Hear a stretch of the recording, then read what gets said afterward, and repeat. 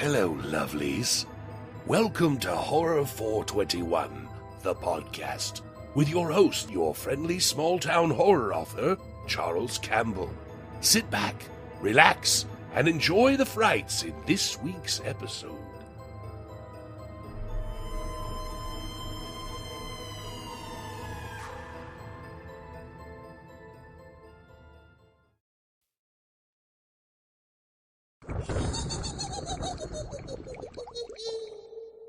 This episode of Horror 421, the podcast, is brought to you by The Piano Witch, the latest novel by Charles Campbell.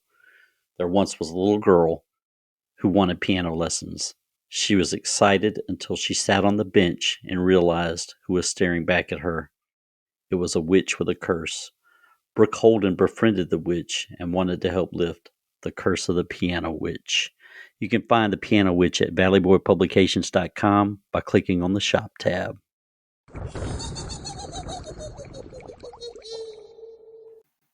Hello, everyone. Welcome to another episode of Horror 421, the podcast. I am your host, small town horror author Charles Campbell, and today I have a very special guest. I've admired his work from afar over the past few years. I call him part of the Kuto clique because I kind of discovered Adam through Henrik Kuto, who's been on the show a couple of times, and he helped me co-host an episode.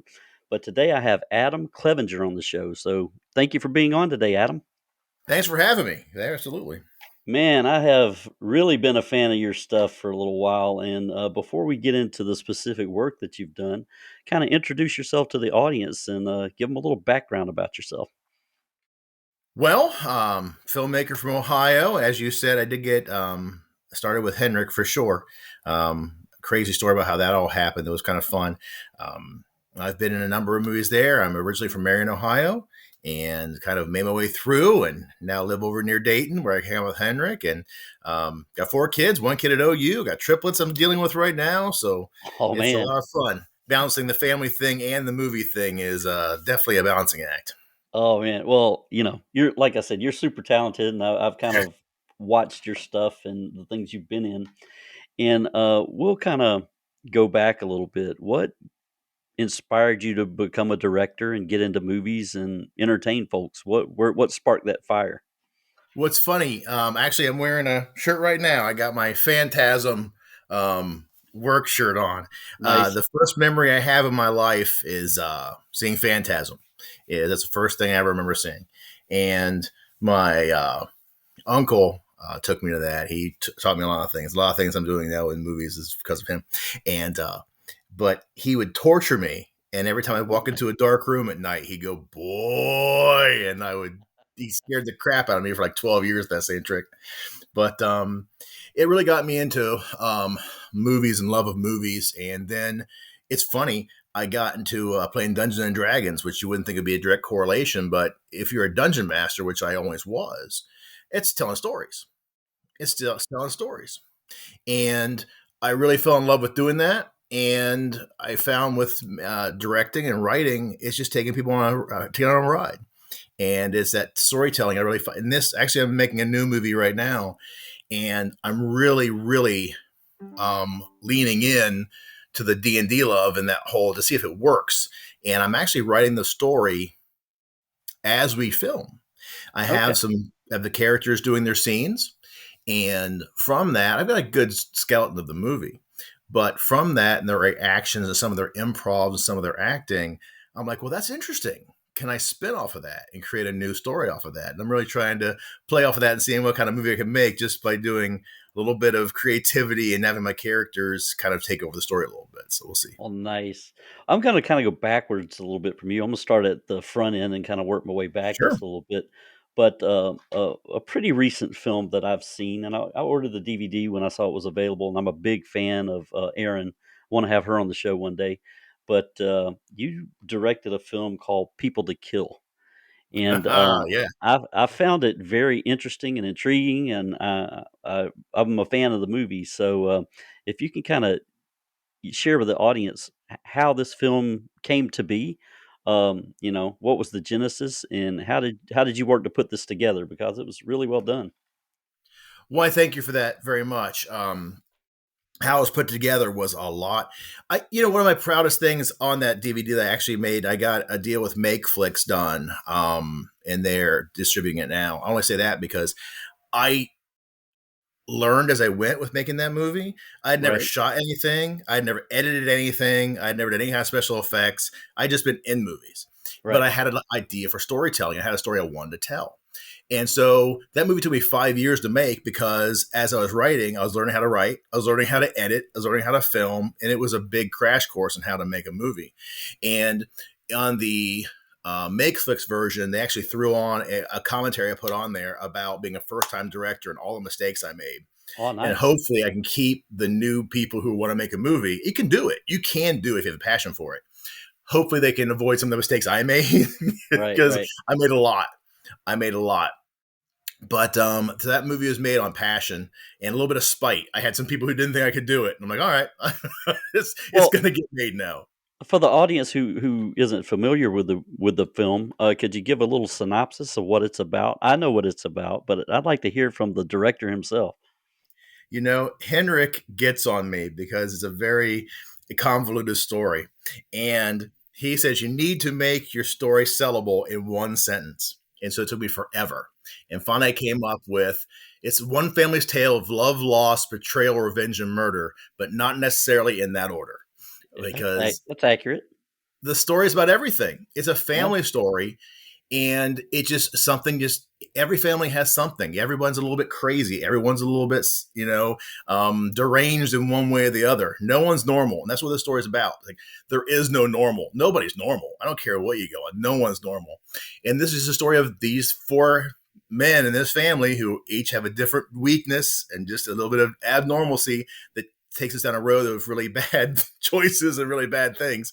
But I love the movie because I had been in a bunch. As you said, I've been in acting in a bunch of movies, and I had been, but also seen a bunch of movies.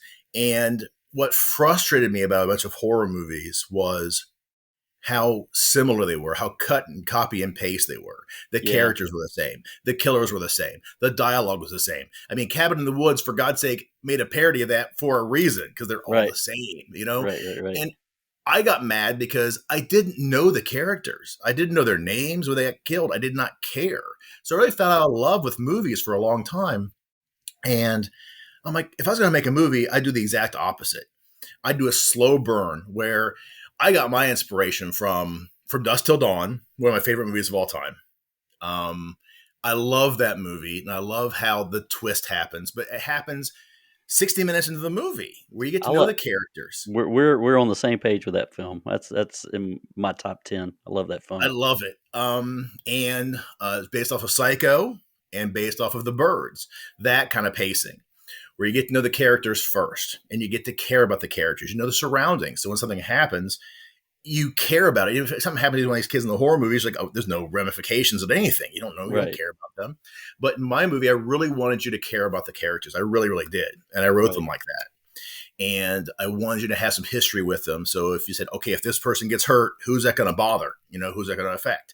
Right. And I really tried to have the script written well because I don't have the money to do great special effects. I have all these, bring in Joe Bob Briggs or somebody to Right. make the Right. film. Right. What I have is me and a good script.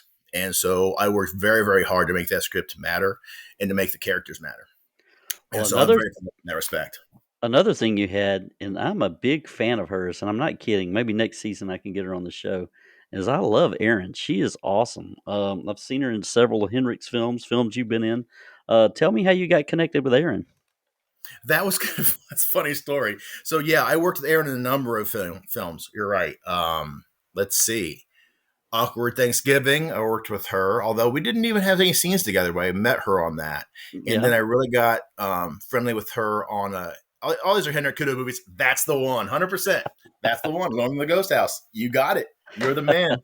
So her and I had a bunch of scenes in that one, and just besides the fact that we just got to know each other behind the scenes a little bit, and she's a sweetheart. I mean, she's a great actress, but she's a Oh better yeah. person. Yeah. Better person. I love Erin. And we had a situation where there wasn't any food in the set, and I ran down to the store and got some chicken McNuggets, which I heard just in the back of the story was her favorite food to eat. And just from that, she fell in love with me, and I fell in love with her. Just chicken McNuggets. Get her some chicken McNuggets. She'll love you forever. So, Oh, um, geez. but I loved Erin, and we had been friends. But it's funny. Every movie she'd ever been in, I saw her get killed, or sexually violated, or Yeah. just terrible. Nothing good ever happens to Erin's characters in any of these movies. And so I actually, in this movie, I said, I want you to be in this movie, and nothing bad's going to happen to you. I want you to have a really good experience. And then the character, the actress I had originally to play Savannah, who's the lead Erin is playing, who everything bad happens to, Right. dropped out. And I said, Erin, I really could use your help in playing this character. And so I got to torture her some more. But she's an absolute joy to work with. She's a wonderful person. As you say, a great actress. She can play funny. She can play scared. She can play menacing. She can play anything. Wow.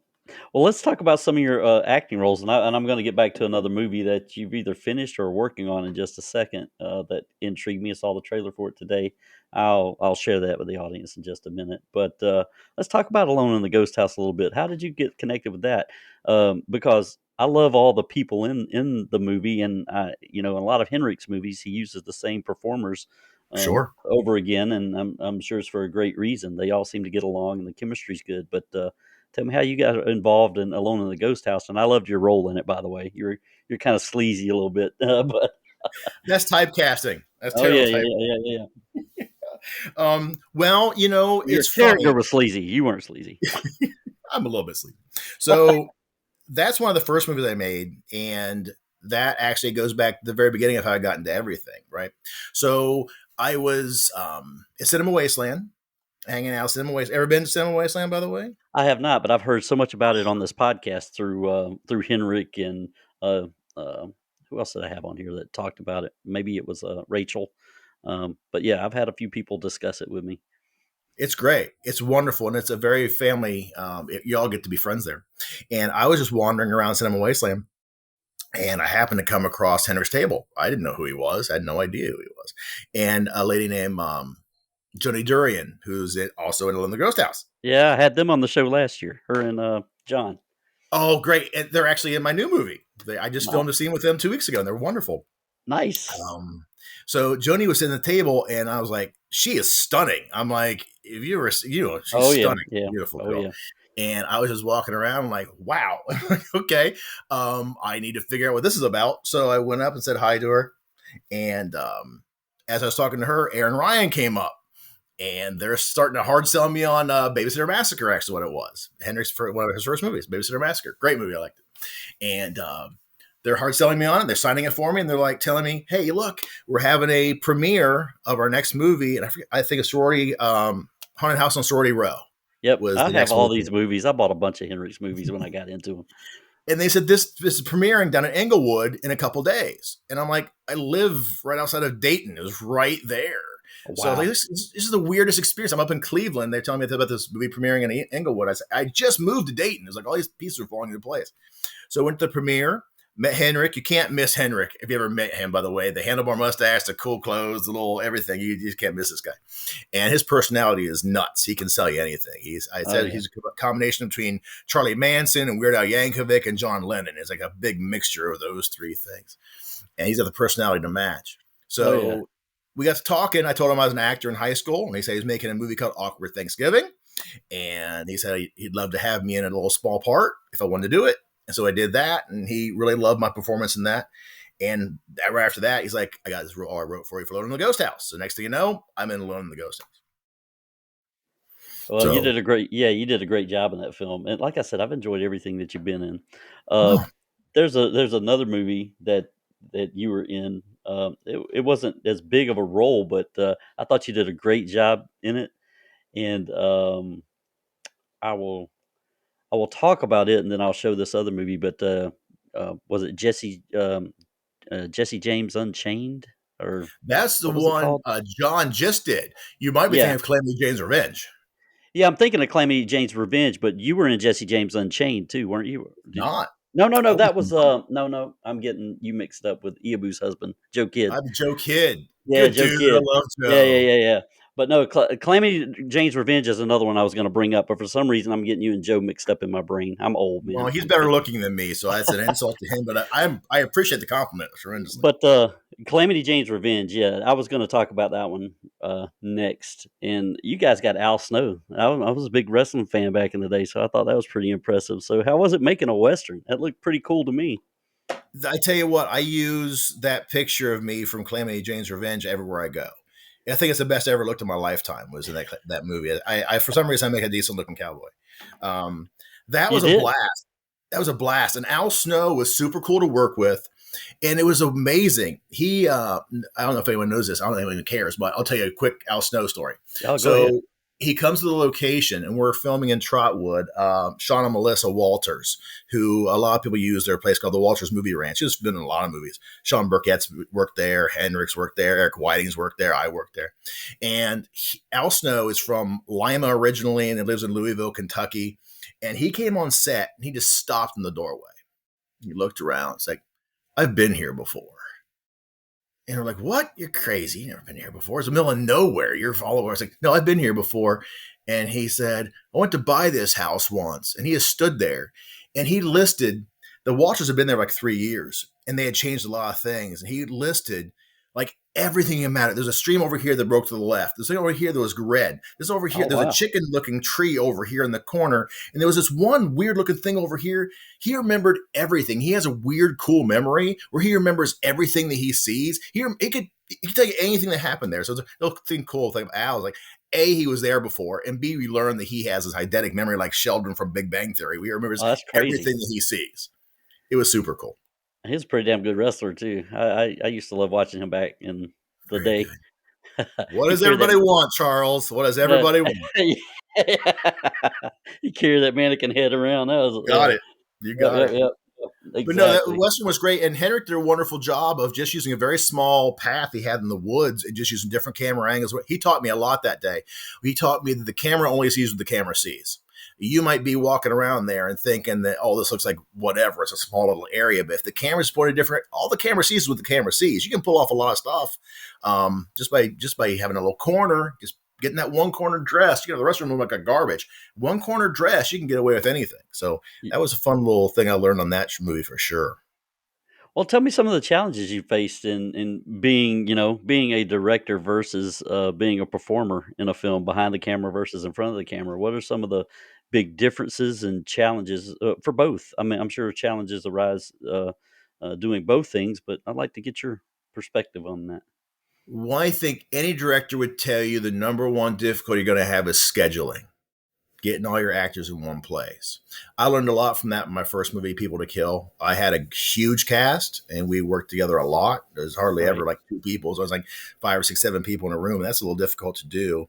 So moving forward with this next movie, I've really made it quite a bit different where I usually have a scene here or there with 2 or 3 actors. I work with them all in one day and then move to do a different thing with another group of 2 or 3 actors and try to keep that small to make the schedule thing. Now, the trick with that is one of the things I truly, truly hate about independent films is when you have scenes where one person's talking to another person or 2 people are talking to another person, and it is totally obvious that they weren't in the same room at all. The eye lines don't match up. The lighting's not the same.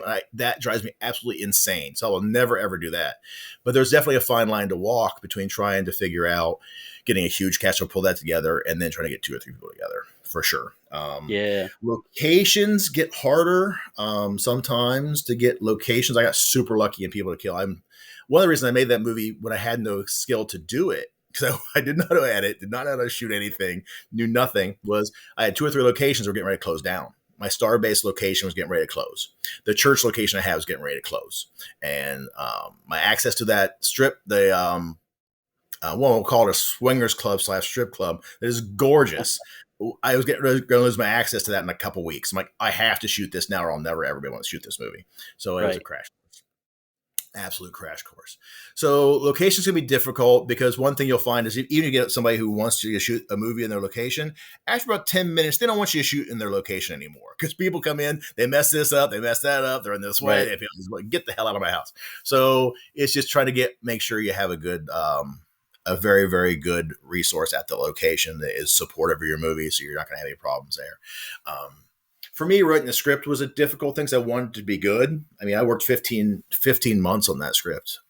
really to make because I had a lot of twists and turns and surprises in that movie that I really, really wanted the audience to have a ride. I really did. And I wasn't going to give them some half cocked script.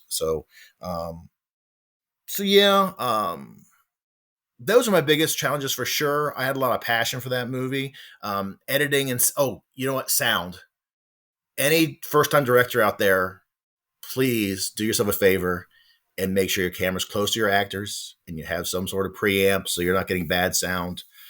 Because that bad sound I came from a theater background. So I always like master shots. Well, master Right. shots are great, except you can't get the microphone too close to your people, and your sound's awful. Then you spend a year, like I did, redoing all your audio. So Oh, those are my oh. challenges for sure. Well, on the acting side, what has been your favorite role to date? What have you had the most fun playing? Ooh, you know what? I get the most feedback for a character I played in Eric Whiting's film Primordial. And I played a character called Tayshawn. And I've And seen that that, one too. That had Mary Lee Osborne, right? my girl, Yeah, Marilee. I love yeah, Marilee. Yeah. So, yeah, that was Eric Whiting's movie Primordial. I get the most feedback from that one.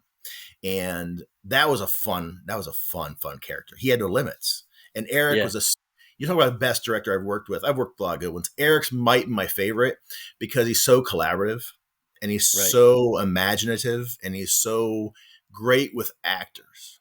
I've never had a director I think that works as well with actors as Eric does. He'll work with you on anything. So that character we created together, and he let me play with it. And oh man, it's fun because I learned a lesson from that movie. The nicest people make the biggest jerks. I have cast nothing but great people to play assholes, fire my language, and they're always Right. great. It Oh, always works. there's no language filter on this podcast. You say whatever you Always want. works. The great, nicest people make the best bad guys. It's fun. Oh man. All right, well let's take it back a little bit. This is a horror podcast, so you talked about Sure. Phantasm, and I have the box set over here, so I'm a fan too.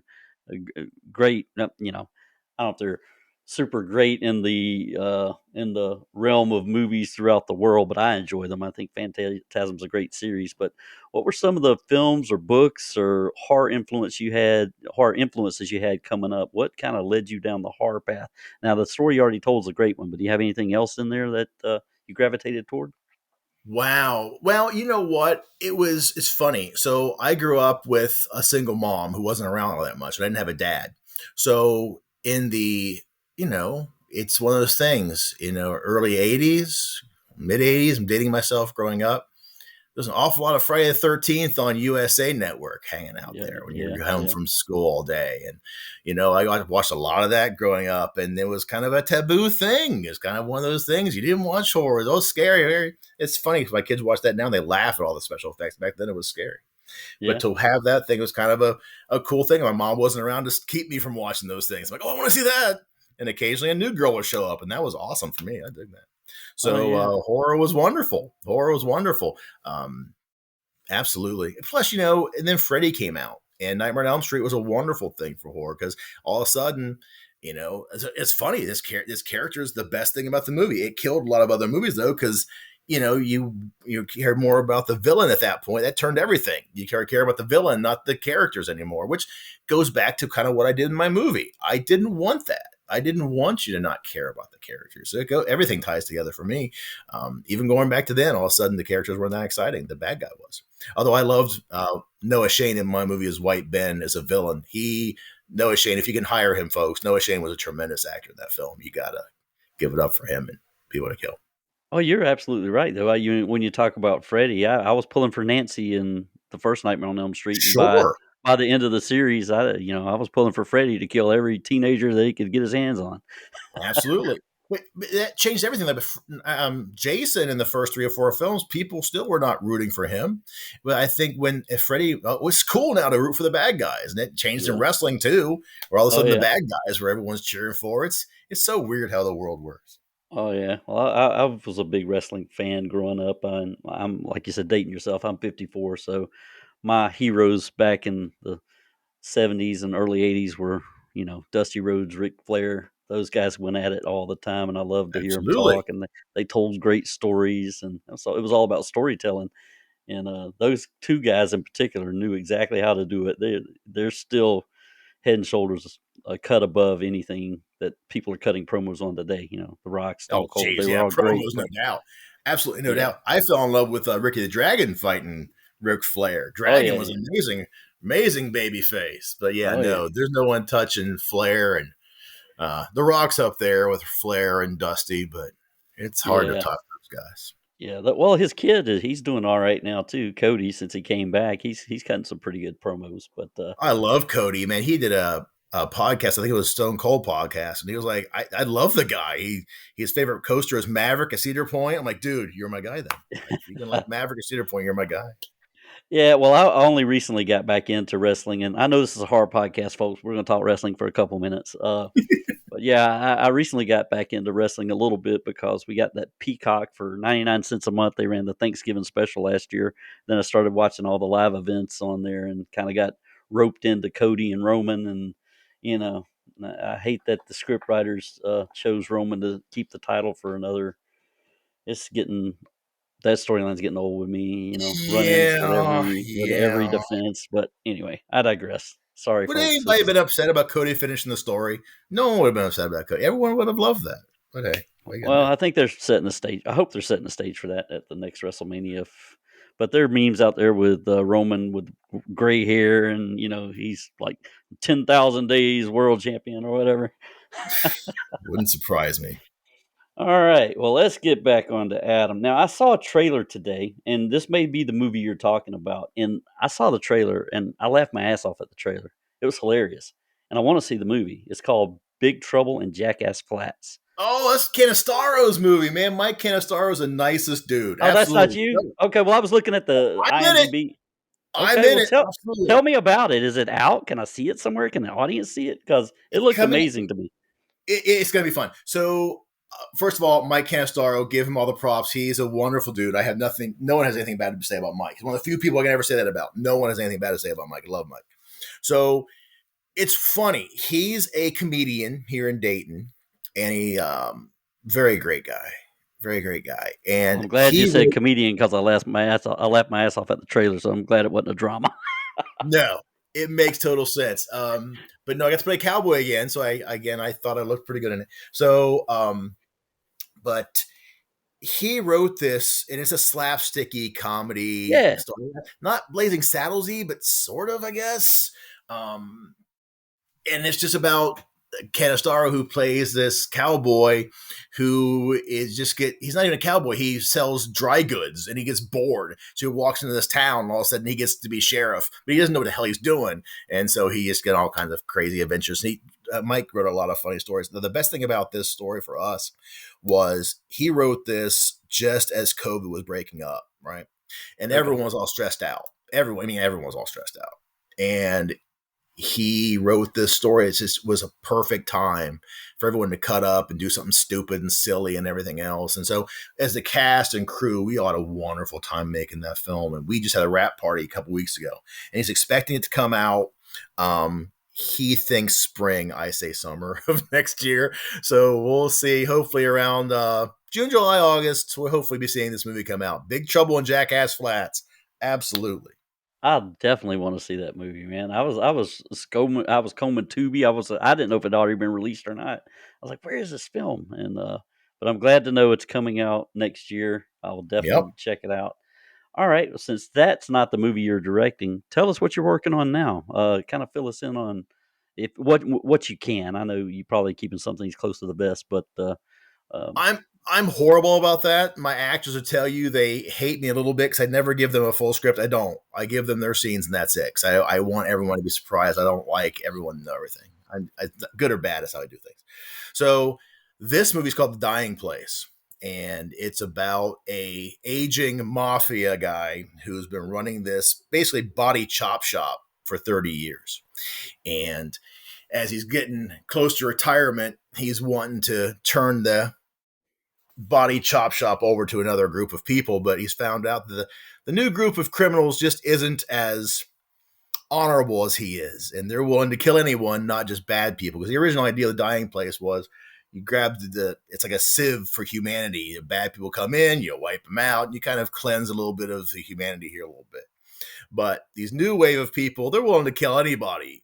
And Oh, so on the final day of his retirement, he's going to clean house a little bit of the dying place. And it's kind of all the crazy things that go on that night. oh wow. Yeah, I'm definitely looking forward to that. Do you have so you're currently filming this now? Is Yeah, this what you're working on? I have filmed probably about 40% of it. I just was working today on getting a couple more cast.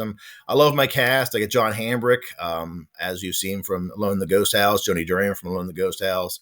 My idol and hero, Jeff Berkman, who is a wonderful actor who's been in a lot of Hendrix stuff. I can't give him enough credit. He really got me into the movies as well. He was a champion for me to get into more things. I worked with him on Scare Waves, and he gave me a thumbs up to even Oh, I move love on that there. movie too. I love that movie. Oh, Scareways was amazing. I told you, man, when I hooked on the Hendrix stuff, I went on his website and I bought a ton of those movies, and I haven't watched them all, but I've watched a lot of them. The Scarewaves was a great anthology, so people who haven't seen it, go check it out. absolutely. But Berkman really helped me out. So he's in it. Gosh, Ken Astaro's probably going to be in it. A bunch of my friends from Akron, Tim Novotny, James Edwards. If you haven't heard of them, check them out. Tim Novotny, James Edwards, wonderful actors and good directors too. They're both working on directing things.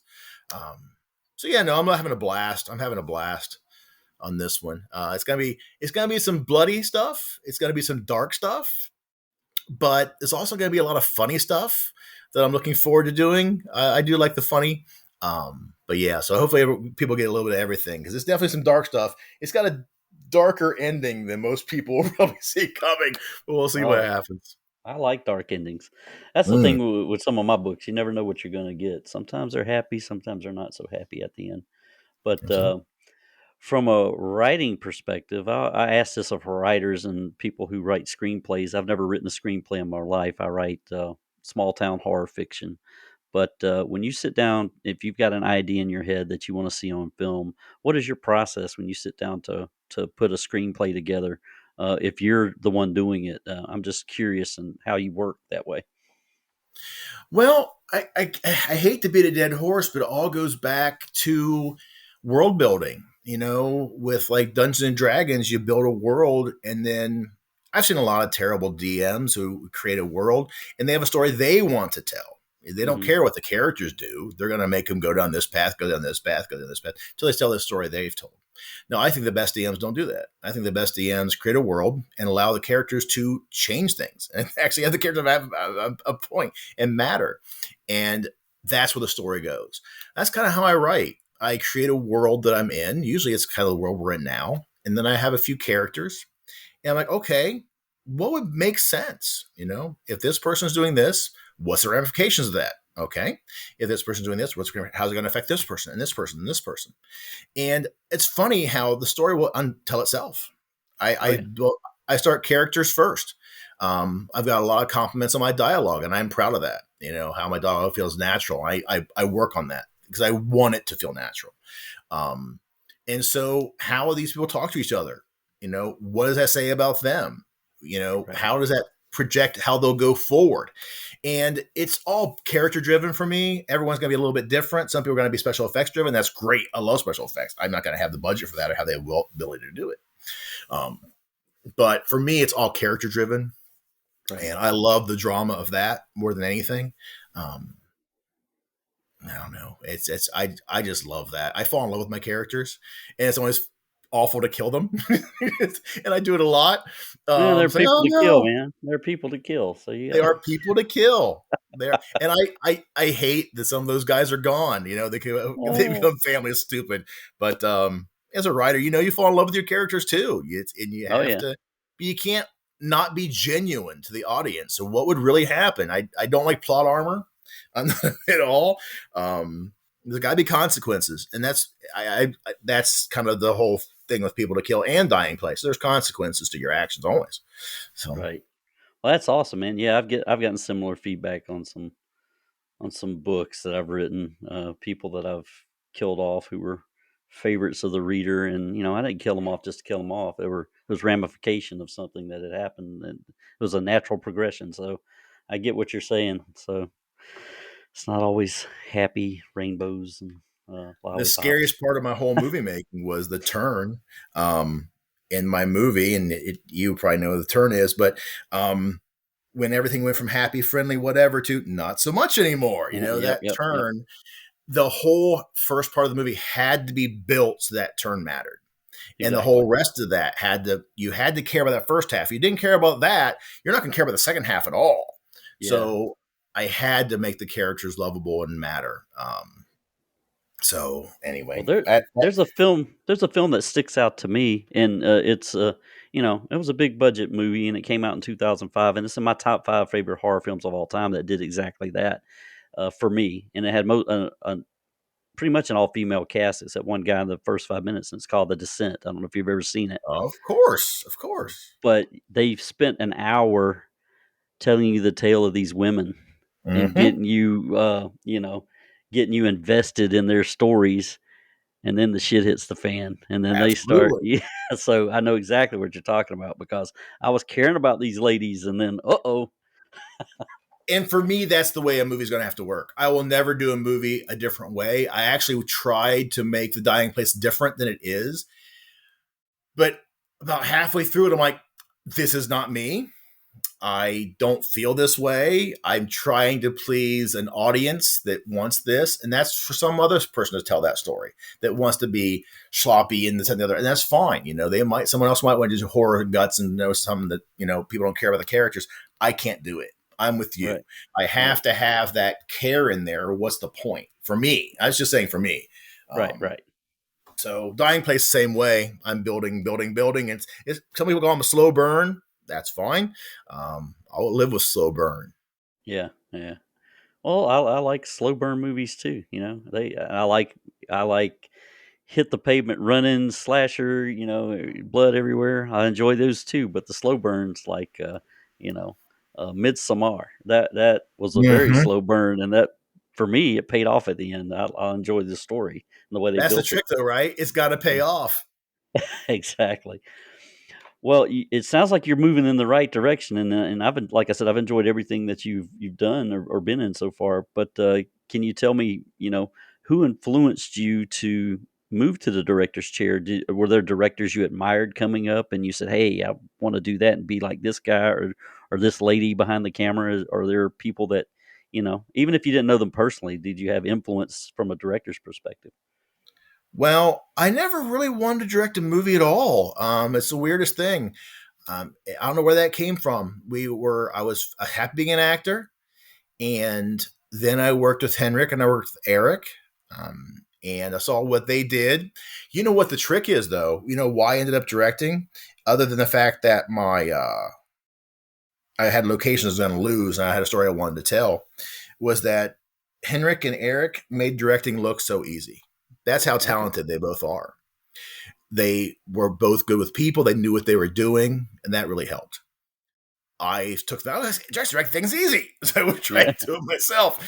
And guess what? It's not easy at it's not. all. They were just that talented and that good. So props to them. So, but they did help me, that they influenced me. Hey, try this. It'll be easy. It wasn't easy. But, we talked a little bit about Dust Till Dawn. That movie for me it's in my top 5. It's climbing way up there for me for a lot of It's in different my top reasons. 10 for sure, and I visit it once a year at least. I have the DVD, and yeah. Well, tell me what you loved about it. I'd love to talk about that movie. It's a great one.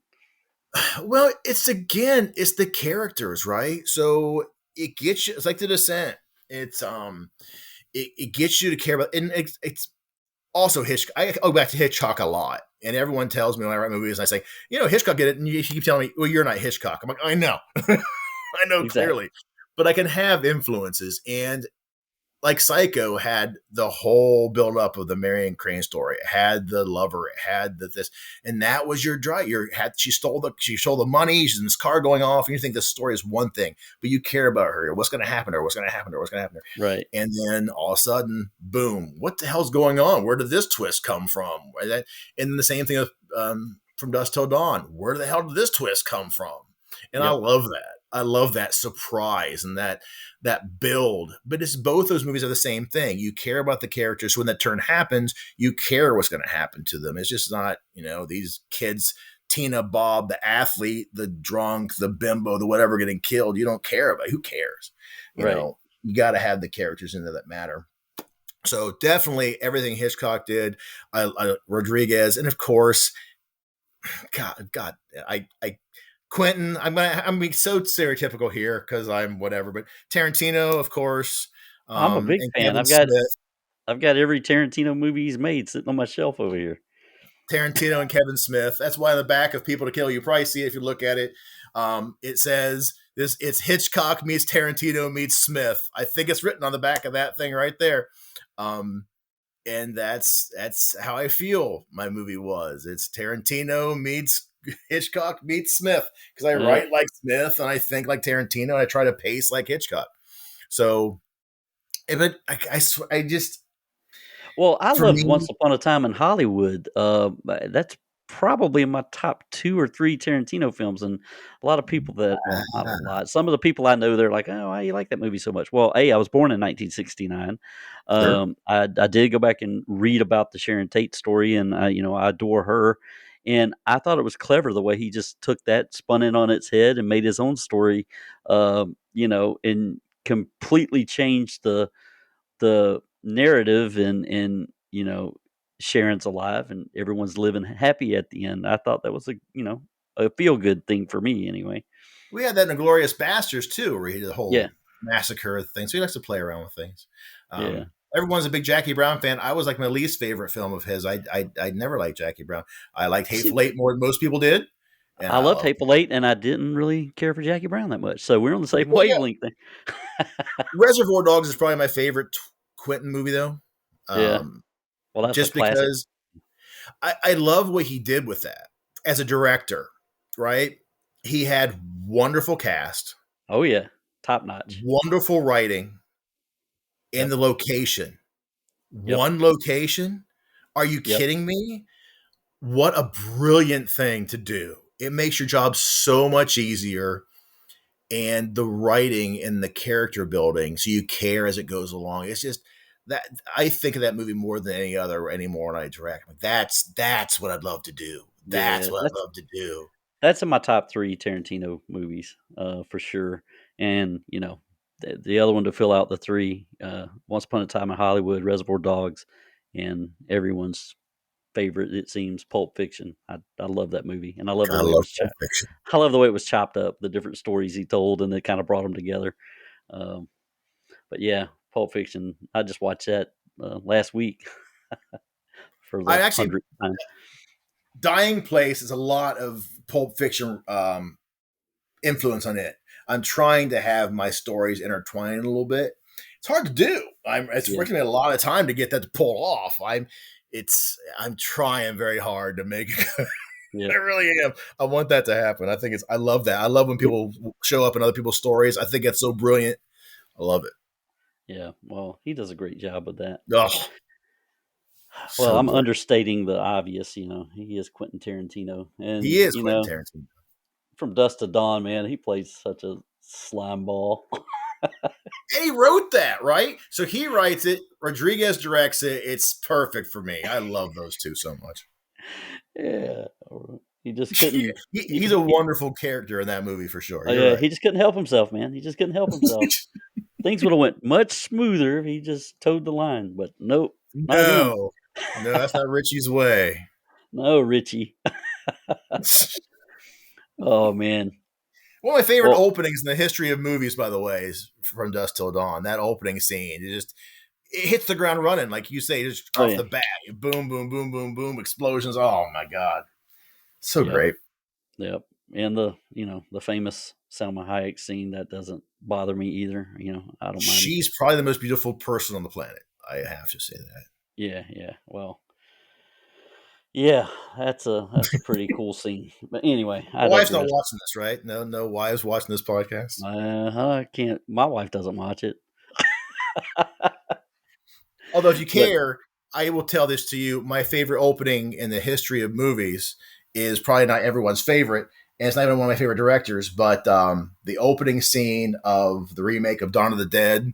I will watch that oh forever. yeah, And the ending scene from Dawn of the Dead, I'll watch that forever. I love that movie so much. I wish it got more love than it does. I can't tell you how much I love that opening. That ending is perfect. Yeah, yeah, and I will admit that's not a one that I've rewatched a lot. I've probably seen it 4 or 5 times total. Didn't that come out in like the mid 2000s? Oh yeah, yeah. It's been a while. Yeah, yeah. Was Sarah Polly in it? I can't remember all the yeah, Yes, yeah, that's the one. yes. And I did enjoy it every time I've seen it, but now that you mentioned, I may have to go back and I may have that on DVD somewhere to go back and rewatch that. It's been probably 10 years since I've seen it. Well, I wanted to throw something horror in here, so Yeah. Yeah, I'll definitely go check that out. Well, I'm a big Evil Dead fan, so I don't know how you feel about my Evil Dead or Evil well, Dead Rise. you want my shirt? That's right. I'm wearing it underneath the Ah, Phantasm shirt. nice, Are you nice, kidding? nice. I didn't notice that. What did you think about the new movie that came out this year, Evil Dead Rise? I liked it fine. I didn't think I was going to like it as much as I did. I didn't have a whole lot of, I don't know. I didn't know what I expected. I tell you what, though, Evil Dead Rise was fine. I might not get a lot of love on this one as well. I really liked the remake of Evil Dead that they did a few years Oh, I ago. did. I thought it was That's my tremendous. yeah. Look, you did that. You see this? Oh, there we go. Yeah, yeah. See, we Yeah. think I a love lot that. alike. I mean, that eyeball scene and the face that, oh, dude, it was Yeah, just yeah. vicious. I loved it. I Yeah, I loved it. love that. Well, and I liked Evil Dead Rise too. I don't think it rose to the level of Evil Dead 2013, but it was an No, entertaining film. agreed. Uh, Agreed. but But I liked it more than I thought I would. yeah, yeah, same here. Same here. I thought it was pretty well done, and it was actually made to go straight to streaming. It wasn't made for the a Really? theatrical release. Yeah, they flipped it. Toward the end, they were only going to release it on HBO Max, and they were like, "Wait a minute, this one's getting a little bit more buzz than HBO Max. Let's go ahead and release this in the theater." I'm sure they're glad they did. Okay, so if you're going to rank them, we'll do the Star Wars thing for Evil Dead. What's your top to Oh, bottom jeez. Evil Deads then? Okay, well, the OG Evil Dead, that was the first movie that really scared me as a kid. So Understood. that's going to be number 1. Evil Dead 2013 is number 2. Ooh. Evil Dead 2 is number 3. Uh you're probably gonna shoot me for this, but Evil Dead Rise is number 4, and I'm gonna put Army of Darkness at the end because that one kind of threw me off a little bit when I saw it I in don't theater. I don't hate that at all. No, I don't hate you for that at all. You and I think a ton alike. The only thing I would do, just because I love it, I'm not sure why. I go back and forth on it. I'd probably put 2 first, but I Yeah, love 1. and I see that a lot of people that's their favorite out of all of them Yeah. is 2. It's funny as hell. It is, but I'm with you. When that evil monster came at the end of Evil Dead 1 and came through the door and hit Ash in the face, that stuck with me for years. That Yeah, scared me so much. I don't know why. That bothered me so much for a long time. yeah. Well, I'm a big Evil Dead fan. I've watched the series they had on was it Stars? I got the DVDs of that too. Ash versus Evil Dead. Oh, that was fun. Yeah, yeah. So I'm with you on there. I'm a Deadite. Love the movies. Like the series. Uh, but My one of my prized possessions is I met Bruce in Columbus, and although Army of Darkness is not my favorite movie, it's got my favorite line. It's like he's walking through the crowds, this, that, and the other, like yeah, yeah, yeah. He's like, get the fuck out of my face. I love that. I don't know why I love that so much. So I had him sign the book. Adam, get the fuck out of my face, Bruce Campbell. I love that. nice, nice. Yeah, I mean, I didn't hate Army of Darkness, but it's not. I don't go to it. I mean, No, it's no, if I want to watch an Evil Dead movie, I'll watch one of the other 4. for sure, for But sure. I'm anxious to see what they do with it. What if they go forward with with building it out a little more? I think. Money talks. Yeah, yeah. Well, I think Mr. Campbell has ruled himself out of doing any more appearances as Well, Ash. he's really pushing late 60s, yes. Yeah, yeah, yeah. That's true. That's true. Well, I'm glad we're kind of ending the show on an Evil Dead discussion. That's Absolutely. awesome. But what I want to do is let you talk about you and promote anything you have to promote for the next couple of minutes. Where our audience can find you, if if you have something available for purchase or anything like that. Any plugging you want to do, have at it. The floor is yours, Adam. I appreciate that. Probably my worst skill in the world. I'm not. I'm much better at other things than marketing. Um, but yeah, I've pretty much given People to Kill to a company called MakeFlix. So if you want to go over to MakeFlix and buy a copy of that, you can. It doesn't come to money to me, but you just enjoy the film. I always like to see people talk about it and see it. I get a lot of good feedback on it. It's got a pretty good IMDb score. I was really happy with that. I take a lot of pride in it. I think it was really well done in a lot of ways. Best I could do. It was really the best I could do. For what I had at my skill level at the time. So hopefully people will enjoy it. As far as my next movie coming out, keep up on Dying Place if you want. You can find me on Facebook, Adam Clevenger. I also have Epic Failure Productions on Facebook as my Facebook and People to Kill movie page. You can check out People to Kill movie page. So those are my 3 social media things. As far as coming out with things, I'll plug other people. I'm going to plug Mike Canistaro's people. Jackass Flats. I want to plug Tim Devotti's movie Mestophiliac because I'm going to be in that one. I'm going to plug James Edwards' movie Trivial. I'm going to be in that one. I'm going to plug Drew Fortier's movie Bunker Heights. I'm going to be in that one. So hopefully all those people will get a lot of love because they all deserve it. They're all better people and directors than I am anyway. So. Well, you're pretty damn good yourself. And one thing I forgot to mention that I see on the cover of People to Kill, and I didn't ask you about this. I'm going to ask you now before we get off the air. The Neo International Film Festival Best Low Budget Feature 2020. That sounds pretty impressive to me. How did that come about? It could be impressive. I put it on. I submitted the movie to a bunch of festivals. The biggest problem was, dude, that movie came out, started going on the festival circuit, whatever, in 2019 and 2020. Oh, And yeah, guess totally. what, folks? Death knell, because it was just no one was going. So everything dried up. And I won a couple different awards. And I was going to go to the event and no, we're not actually having a live event. It's just an award thing. And bummer. I wanted to go out and, support the movie and whatnot. And Neo International was kind of the same thing. But they were very complimentary of the movie. And I thought they're the best independent, low budget 2020. I took that to heart. I really felt that it was very good. And I love the fact they got a little bit of love on that. So yeah, no, I had a few other things I could have put on there maybe, but that was my favorite one. So, all right. That was great. Well, cool. And guys, be sure to check it out. It's a great film. I've seen it twice now. So I'll probably pop it in this weekend and watch it for a third time. Do you have the extended cut, the medium cut, or the fast cut? Because I have 3 different versions of that movie. I'm not sure which cut this is. It's just People to Kill. I don't know if you can recognize it. Oh, you even signed it for me. I can tell you. I don't even know. I didn't even know that you signed this. You signed the inside of this. Of course I did. Oh, that's the Blu-ray. Yeah, that's the Blu-ray. That's the Blu-ray. That is not the extended version. That is the 20-minute shorter version. I have an extended version. There's a friends and family version I put out first. Oh, that's my favorite cover of it. I made that and I love that one. Yeah. But if you ever get bored, I've seen this a couple times, so I need to see the extended version. So I'll see where I can pick that up. Hit me up. I'll get you a copy of it. All right. Sounds good. I don't give it up to too many people. That was more for friends and family, but I will. Since you've been so nice. Well, I appreciate that. All right. And what I'm going to do is I'll get links to anything and I'll put it in the notes below. So we'll make sure people can find the, what was it, makeflix.com? Is that what it was? Just M-A-K, just make, and then Flix, F-L-I-X. Okay. M-A-K-E or M-A-K? M-A-K-E-F-L-I-X. All right. Well, I'll make sure that link is below. So, guys, if you're listening and want to get a copy of People to Kill, head over there and get a copy. And so we'll make that happen. And I am Charles Campbell. I'm a small town horror author. You can find me at valleyboypublications.com. That's my website. You can find me on Instagram under Charles Campbell Author.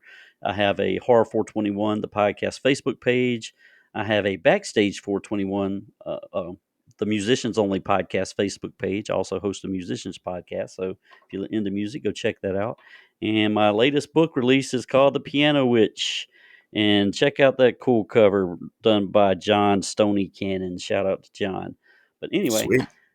This concludes this week's episode of Horror 421, the podcast. Thank you again, Adam, for joining the program. And that'll do it. We'll see you next time on Horror 421, the podcast.